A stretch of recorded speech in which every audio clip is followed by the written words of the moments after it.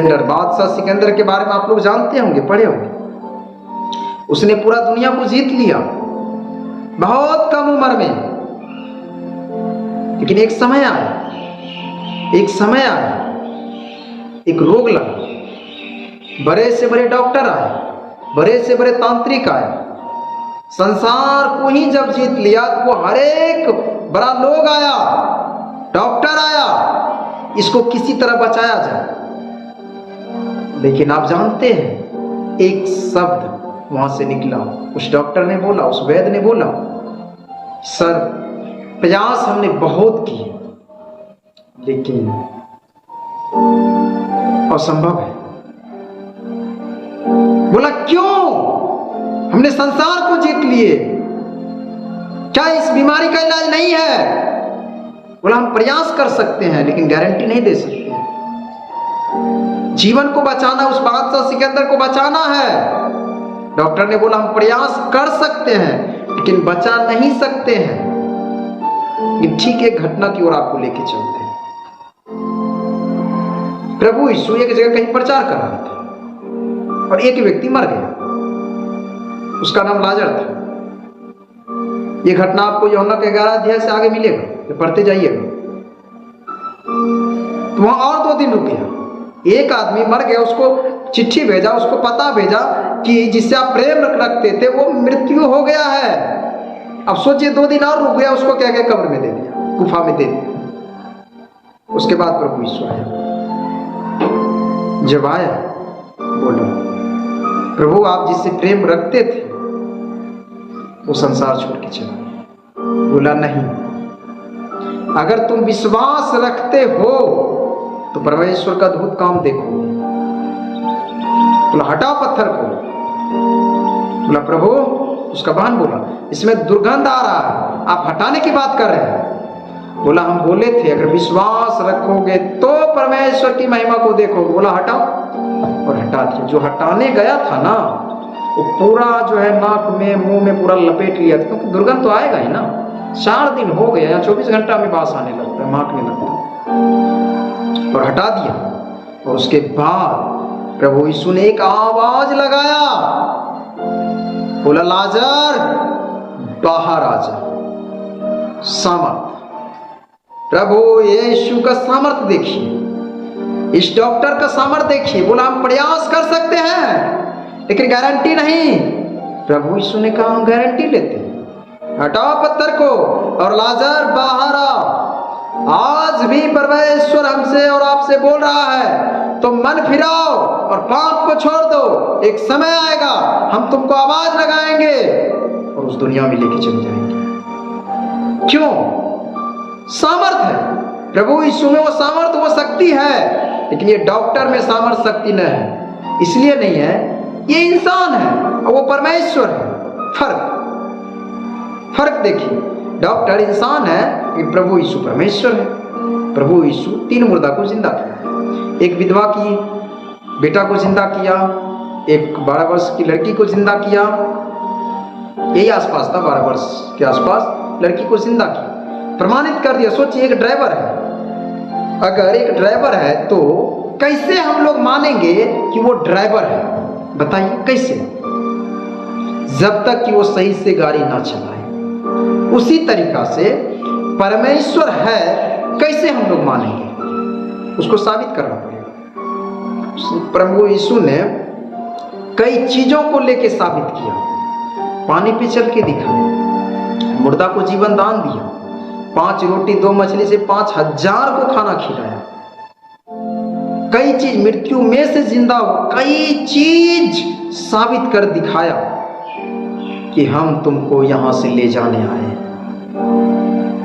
80-90 साल की जिंदगी के बाद अनंत काल का जिंदगी देने आए। वो आवाज वहां से, जो कि परमेश्वर ने वो आवाज जो बोला था, बोलने के लिए प्रभु यीशु को यहां बोला ये बात तुमको बोलना है। और बोला मेरे प्रिय भाई बहन, एक ड्राइवर को अगर प्रमाणित करना कि ये ड्राइवर है, सही से गाड़ी चलाने आना है, उसी तरीका से ये परमेश्वर है प्रभु यीशु, उसको साबित करना पड़ेगा और करके दिखा। ये एक ऐतिहासिक घटना है 81 घटना, ये समझने वाली बातें हैं मेरे प्रिय भाई। ये डॉक्टर गारंटी नहीं लिया, ये वैद्य गारंटी नहीं लिया, लेकिन प्रभु यीशु उस लाजर को गारंटी से लेके जिला के वहाँ के लोगों को दिखा दिया। लेकिन बादशाह सिकंदर एक चीज जो बोला बहुत बड़ी बात है।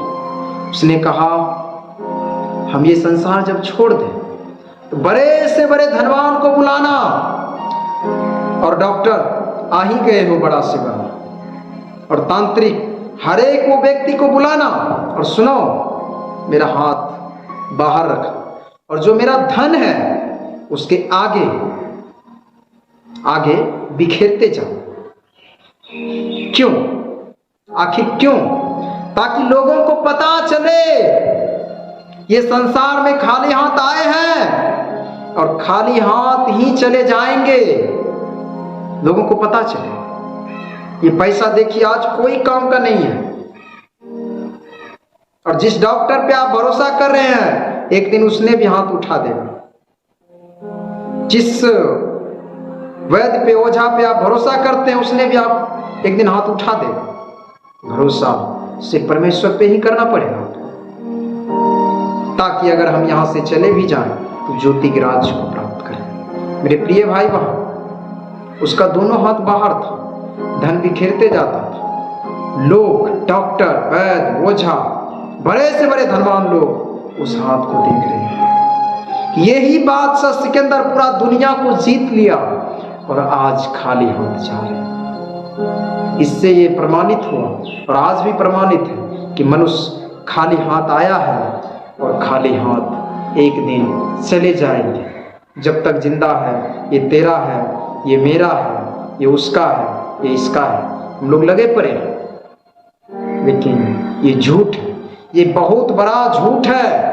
ना तो हमारा कुछ था, ना तो हमारा कुछ है, ना तो हमारा कुछ रहेगा। लेकिन परमेश्वर का वचन, प्रभु यीशु ने एक चीज कहा, आकाश और पृथ्वी टल जाएंगे पर मेरा वचन कभी नहीं टलेगा। उसका वचन रहेगा, था, है और रहेगा।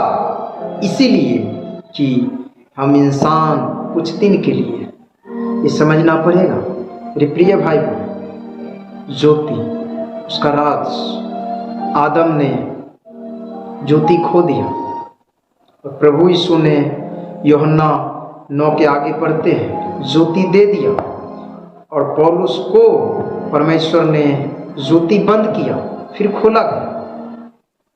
और उसके बाद देखते हैं यशाया 6 का 2-3 में ज्योति को दिखाया गया और बोला, मैं एक ऐसी दुनिया में रहता हूं जहां पाप से भरा है, यहाँ पवित्रता की आवाज हो रही है। ये बात समझना पड़ेगा। इसीलिए हमने एक पॉइंट बनाया है, ज्योति का गुण प्रकट करो। दूसरा है ज्योति के साथ रहना है। तीसरा है ज्योति के बारे में बताना है। और चौथा है ज्योति का काम करना है और अंधकार वाला काम छोड़ना है। ये समझना पड़ेगा। ज्योति आसान शब्द नहीं है, बहुत बड़ा शब्द है। हाँ, उसके बाद जो है प्रभु यीशु को मन फिरा के अपनाना है, उस राज को अपनाना है। मेरे प्रिय भाई बहन, रास्ता हर कोई बताता है, जीवन का रास्ता प्रभु यीशु ही बताता है। ये रास्ता से जाओ पहुंच जाओ, ये रास्ता से जाओ पहुंच जाओ, सब बताता है। संसार में बहुत लोग हैं, मेरे पास आओ, मेरे पास आओ बोला गया, लेकिन जीवन का रास्ता बताने के लिए सिर्फ प्रभु यीशु ही संसार में आया। हालेलुया! ये समझने वाली बात है। जीवन बहुत बड़ा शब्द है। जीवन अगर पाना है तो प्रभु यीशु को ही अपनाना। एक जगह प्रभु यीशु का वचन पर्ची देने के लिए गए, कुछ लोग को देते गए और वो लेते चला गया। लेकिन एक जगह जब दिए तो परमेश्वर के बारे में जब उसको बोले तो अच्छा लगा, लेकिन जैसे ही प्रभु यीशु के बारे में बोला तो पर्चा इतना जोर से फेंक दिया, बोला नहीं चाहिए, प्रभु यीशु हमको नहीं चाहिए। आखिर क्यों? क्योंकि प्रभु यीशु का कहना है तुमको मन फिराना है, तुमको पश्चाताप करना है, तुमको मानना है कि हम गुनहगार आदमी हैं। इसीलिए आज प्रभु यीशु के निकट नहीं आता है, क्योंकि उसको वो काम छोड़ना पड़ेगा। उसको लगता है कि ये बुरा काम, ये गलत काम ही हमको काम देगा, लेकिन काम एक दिन काम में नहीं आएगा। ये गारंटी है। जो भी आप काम कर रहे हैं बुराई का काम, ये काम एक दिन काम में नहीं आएगा। कब? जब संसार को छोड़ दीजिएगा तब। क्यों नहीं आएगा? क्योंकि अभी हम लोग आप लोगों को बताए बादशाह सिकंदर के बारे में कि उतना पैसा, उतना डॉक्टर उसको नहीं बचा पाया जीवन को। तो आप इस संसार में इतना पैसा वाला होने के बाद लूट के, गाली दे के, चोरी करके किसी भी तरह आपने अगर बना लिए तो आपको क्या लगता है काम में आ जाएगा ये चीज? सी नहीं आएगा, कभी भी नहीं आ सकता। क्यों नहीं आएगा? सवाल है क्यों नहीं आएगा? क्योंकि आपने अंधकार का काम करके ये चीज हासिल की है, इसीलिए ये काम में नहीं आएगा। प्रभु यीशु ने कहा मेरा राज और मेरा धर्म की खोज करो तो संसार की वो सब वस्तुएं मिल जाए। इंसान को आज जीने के लिए क्या चाहिए? 3 वक्त का रोटी और कपड़ा।